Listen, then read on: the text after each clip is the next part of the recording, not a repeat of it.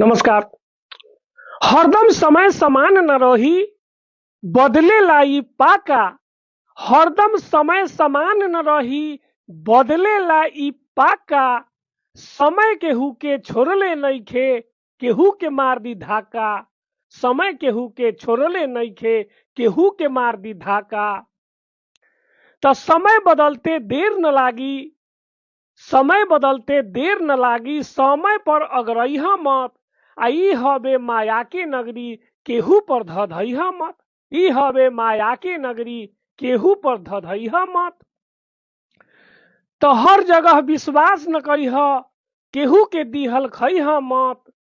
आ केहू केतनो खास होखे तो बिना बुलावल जइहा मत। केहू केतनो खास होखे बिना बुलावल जइहा मत।